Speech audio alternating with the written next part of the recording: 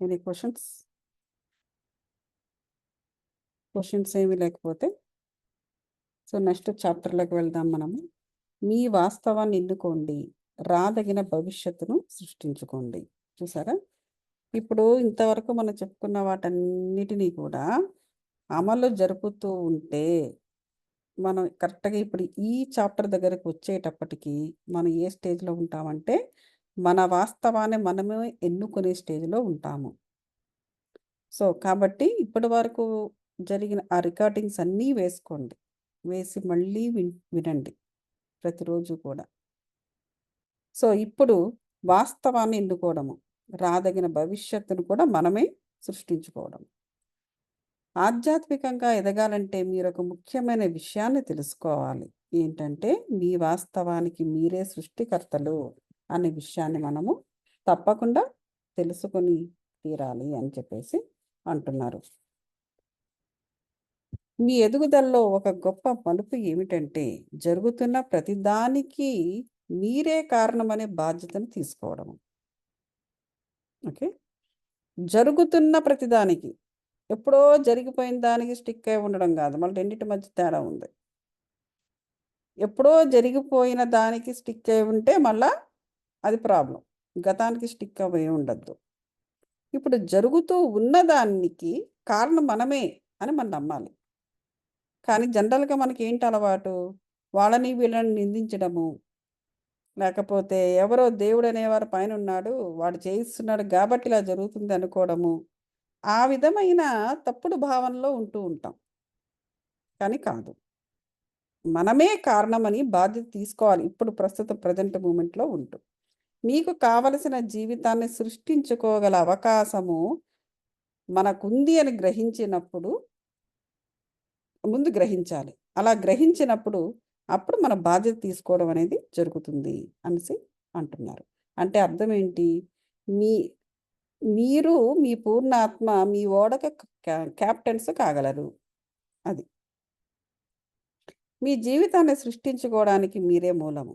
మీకు మీరే పైకి రాగలరు, ఆధ్యాత్మికంగానూ ఎదగగలరు, మరి పూర్ణాత్మతో అనుసంధానము అవ్వగలరు. మీ ఆలోచనలు, నమ్మకాలు, అభిప్రాయాలు అంతా కూడా ఏకాగ్రత ద్వారా వాస్తవాన్ని మీరు సృష్టించుకుంటారు. చూసారా, ఏకాగ్రత. ఈ ఫోకస్ అనేది చాలా ఇంపార్టెంట్. దేని మీద ఫోకస్ చేయాలి? ప్రజెంట్ మూమెంట్ మీద. అంటే ఏంటి, మన వర్తమానం మీద మనం ఫోకస్ చేసుకుంటూ మనము భవిష్యత్తును సృష్టించుకుంటూ ఉండాలి. ప్రస్తుతం ఇప్పుడు మనం ఏం చేస్తున్నామో ఈ స్పిరిచువల్ దాంట్లోకి వచ్చాము. ఈ స్పిరిచువల్ దాంట్లోకి వచ్చినప్పుడు మరి ఈ పని పూర్తి చేయాలి కదా. సో ఈ పని పూర్తి చేయాలంటే దీనిపైన మనం ఫోకస్ చేయాలి. ఫోకస్ చేసి వీళ్ళు ఏం చెప్తున్నారో వింటూ దాన్ని అమలు జరుపుతూ దాని నుంచే వచ్చే విజ్డమ్ని తీసుకుంటే భవిష్యత్తును, అంటే వచ్చే జన్మకు కావలసిన వాటిని మనం ఇప్పుడే బీజాలు వేసుకుంటూ ఉండాలి. అంటే మనం ఇప్పుడు చేసినవన్నీ అప్పుడు జరిగిపోతాయా అంటే జరుగుతాయి. మరి అందుకే కదా మరి నేచర్ ఉన్నది, ప్రకృతి పనే అది మేనిఫెస్ట్ చేయడం. కాబట్టి ఇది చెబుతున్నారు. కాబట్టి మన వాస్తవాన్ని మనమే ఈరోజు మనం ఇన్నాళ్ళు నానా రకాల బాధలు పడుతున్నాము అంటే మనం పూర్వజన్మలో సరిగ్గా దీన్ని పాటించకపోవడం వల్లే. సో నాన్ స్పిరిచువల్గా ఉండడం వల్ల ఈ బాధలు అనేవి మనల్ని చుట్టుముట్టేశాయి. దట్టు ఎన్నో సంవత్సరాలు కర్మయోగము. ఇప్పుడు మనకు 3 రకాల యోగాలు ఉంటాయి. అందరూ కూడా మోక్షం కోసం మోక్షం కావాలి, మోక్షం కావాలంటారు. మోక్షం అంటే ఏమిటి? దేని నుంచి మోక్షం? మోక్షం అంటే స్వేచ్ఛ. దేని నుంచి స్వేచ్ఛ కావాలనుకుంటున్నారు? మనము ఈ 3 యోగాల్ని మనము దాటాలి. ప్రతి ఒక యోగం నుంచి ఇంకో యోగంలోకి వెళ్తుండేటప్పుడు ఆ వెళ్ళడమే స్వేచ్ఛ, మోక్షం అక్కడ సిద్ధిస్తుంది. కర్మయోగం. కర్మయోగంలో మనం చేసేవన్నీ కూడా ఏంటుంటాయి, మన ధర్మాలను మనం పాటించడం నేర్చుకుంటాం ఇక్కడ. తల్లిదండ్రుల యందు, ప్రాపంచికంగా, అలాగే స్పిరిచువల్గా ధర్మాలు పాటించడం, అదంతా కూడా కర్మయోగమే. 7 శరీరాలను వెచ్చించి మనం చేస్తాం అక్కడ ఆ కర్మయోగము. ఆ చేయాల్సిన ధర్మాలు పెర్ఫెక్ట్గా మనం సాధించినప్పుడు నువ్వు ఆ యోగం నుంచి నీకు మోక్షం లభిస్తుంది. మోక్షం లభిస్తుందంటే ఇంక మనం ఏ పని చేయకుండా కాలు మీద కాలు వేసుకుని టీవీ చూసుకుంటామని కాదు, అక్కడ నెక్స్ట్ లెవెల్కి వెళ్ళడానికి నీకు మోక్షం వస్తుంది. మోక్షం అనేది ఒక ఎనర్జీ. నీకు ఆ ఎనర్జీ నీకు కంటిన్యూస్గా ప్రవహించాలి అంటే నువ్వు ఒక యోగం నుంచి ఇంకో యోగం, ఇంకో యోగం నుంచి ఇంకో యోగం వెళ్ళిపోతూ ఉండాలి. అదే మోక్షము. నెక్స్ట్ లెవెల్‌కి తీసుకెళ్తుంది మోక్షం అనేది. సో, ఎప్పుడైతే ఆ యోగము అనే దాని నుంచి మనము కర్మయోగము నుంచి మనం ఎప్పుడైతే మనము విడుదలయ్యామో, మోక్షము సిద్ధించిందో, స్వేచ్ఛను పొందామో, నెక్స్ట్ నువ్వు వెళ్ళేదేంటంటే భక్తి యోగంలోకెళ్తావు. అక్కడ నువ్వు ఏం నేర్చుకుంటావు అంటే అంకిత భావాన్ని నేర్చుకుంటావు. స్పిరిచ్యువల్‌గా ప్రేమ అనే దాన్ని నేర్చుకుంటావు. ప్రేమ అంటే ఇప్పుడు స్త్రీ పురుషుల మధ్య ఉండే ప్రేమ కాదు. మనం ఎప్పటినుంచో చెప్పుకుంటున్నాం అది. రైట్? ఈ ప్రకృతితో అనుసంధానమై ఉండడము, లా ఆఫ్ అట్రాక్షన్ అన్నది ఒక ప్రేమ. సో, భక్తి అనేది అక్కడ మనకు, మనకు మన యొక్క హారిజాన్స్‌ని అది వైడెన్ చేస్తుంది. విశాలమవుతుంది మనం అక్కడికొచ్చేసరికి, ఆ యోగంలోకొచ్చేసరికి. నీకెక్కడ చూసినా కూడా నీకు ఆ అంకిత భావము అనేది అక్కడ అలవాటు చేసుకుంటాం. నీకక్కడ విగ్రహారాధనతో కూడా సంబంధం ఉండదు. దేవుడు నీకు మాట్లాడతాడు నీతో. అంటే నీ పూర్ణాత్మ నీతో కనెక్ట్ అవుతుంది అక్కడే. నీకు ఏమి కావాలన్నా కూడా, ఏమి ప్రశ్న కావాలన్నా నీకు లోపల నుంచి సమాధానం వస్తుంది. మన సిక్స్త్ సెన్స్ నాకు పనిచేసింది అని చెప్తాం. సో, ఆ యోగంలో నీకు ఈ స్పిరిచ్యువల్‌గా కూడా నువ్వు ఎదగడం మొదలుపెడతావు. సో, అక్కడ చేయాల్సిన ధర్మాలన్నీ అక్కడ చేసిన తర్వాత, అక్కడి నుంచి నీకు మోక్షం వచ్చి నెక్స్ట్ లెవెల్‌కెళ్ళడం జరుగుతది. అది జ్ఞానయోగం. ఆ జ్ఞానయోగంలో కూడా ఎన్నో దశలుంటాయి. చాలకుడు, శ్రావకుడు, గ్రాహకుడు, బోధకుడు, శాసనుడు. ప్రతి దాంట్లో కూడా అన్నమాట నేర్చుకోవడము, ఆ స్పిరిచ్యువల్ విజ్డమ్ తీసుకోవడము, మోక్షాన్ని పొందడము, నెక్స్ట్ ఇదికి వెళ్ళడము. సో, ఎప్పుడూ కూడా ఆత్మ అనేది ఈ నేర్చుకోవడం అనే దాంట్లోనే ఉంటుంది. విజ్డమ్ అంటేనే ఎబిలిటీ టు లెర్న్. అంతే తప్ప ప్రాపంచికంగా మనము డబ్బులు సంపాదించుకొని, ఇంత తిని, అంత సేవ్ చేసుకోవడం, దాని గురించే మనం ఇక్కడ రాలేదు. మనం వచ్చిన పర్పస్ వేరు. కాకపోతే ఈ శరీరాన్ని పెట్టి పోషించుకోవాలి గాబట్టి, ఈ సర్వైవల్ స్ట్రాటజీ మనకవసరం. కేవలం ఈ ఫిజికల్ బాడీ కోసమే. ఇక మిగతా బాడీస్ ఏవి కూడా విజిబుల్‌గా ఉండదు. కనబడదు. వాటికి ఈ మనం రోజు చేసే పప్పన్నం, తోటకూర అవసరం లేదు. కాబట్టి మనము ఏంటంటే ఈ యోగాలని చాలా జాగ్రత్తగా అర్థం చేసుకోవాలి. మోక్షం అంటే ఏమిటో అర్థం చేసుకోవాలి. కాబట్టి మనం ఇవన్నీ కూడా మనం ఎప్పుడు ఎలా చేస్తాము? ఏకాగ్రత ఉండాలి. ఫోకస్. అందువలన జనులు, వస్తువులు, సంఘటనలు మరియు చుట్టూతా ఉన్న పరిస్థితులను మీ జీవితంలోకి ఆకర్షించగలుగుతారు. చూసారా?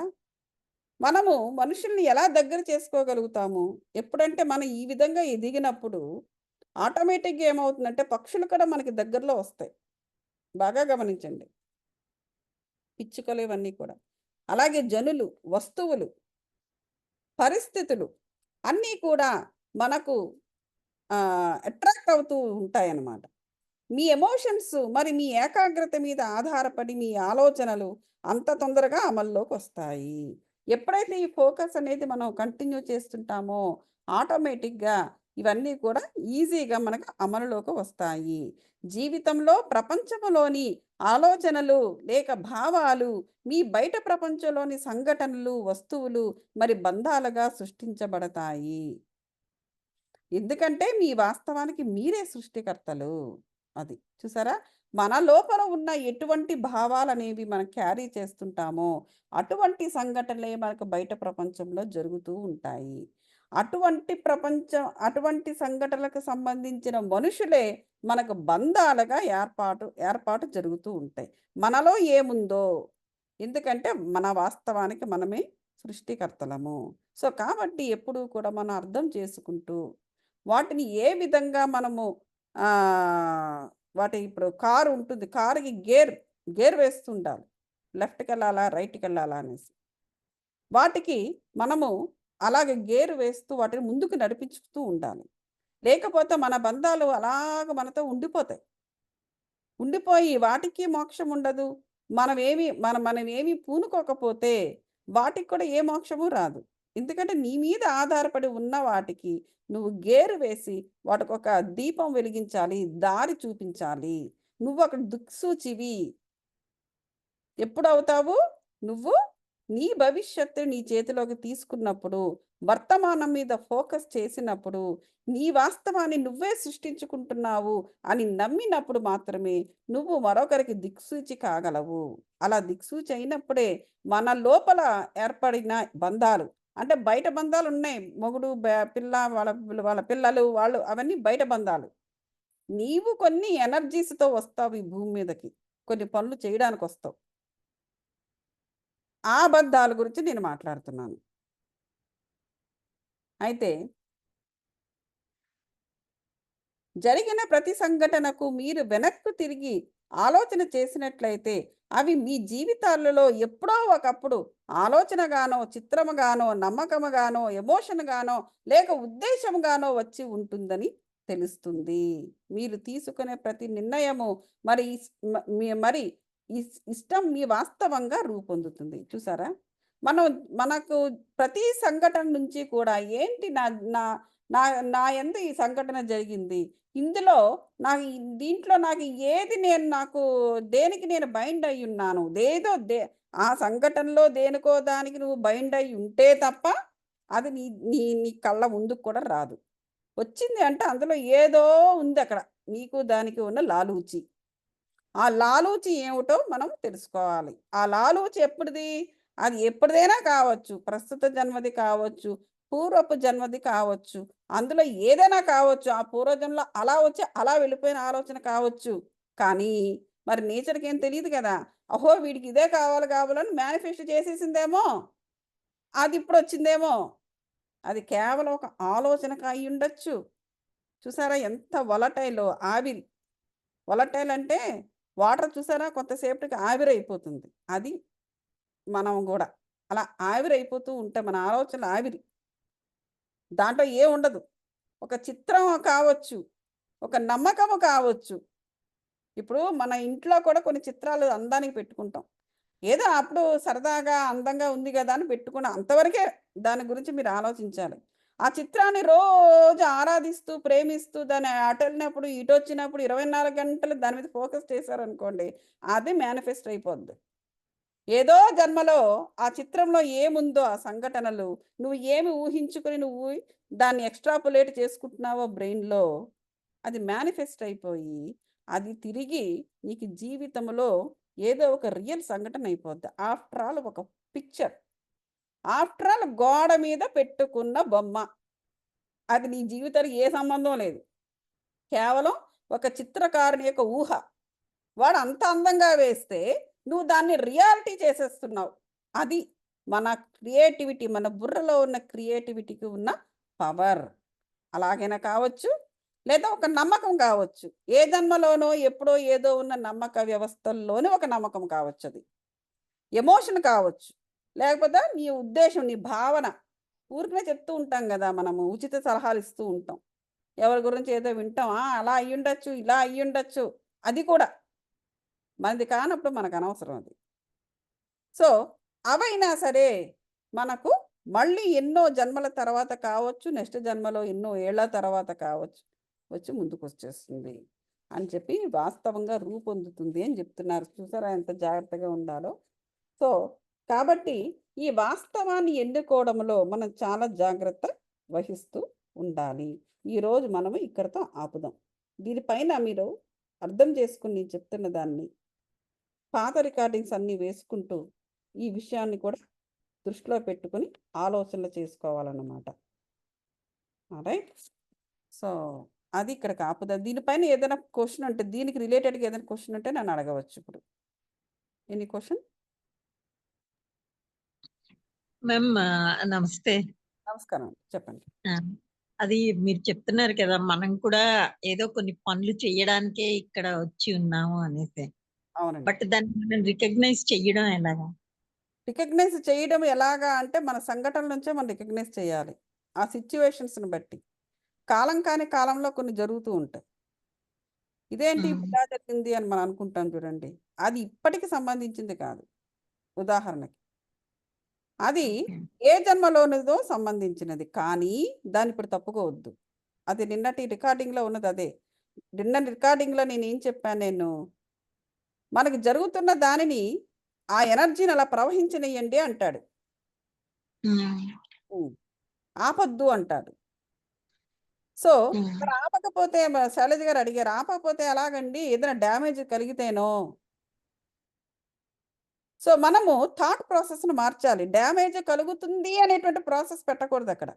దీని నుంచి నేను ఏదో నేర్చుకోబోతున్నాను. అంటే మన థాట్ ప్రాసెస్‌ని మార్చేయాలి. ఎంతో మన ఉత్సాహంగా తయారవ్వాలి. ఏదో నేను తెలుసుకోబోతున్నాను. దీని నుంచి నాకేదో ఏదో నేను నేను చేయవలసిందేదో ఉంది. నేను చేసేయాలి.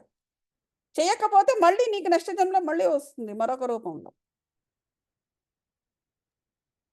సో, ఆ విధంగా మనం గుర్తించాలన్నమాట.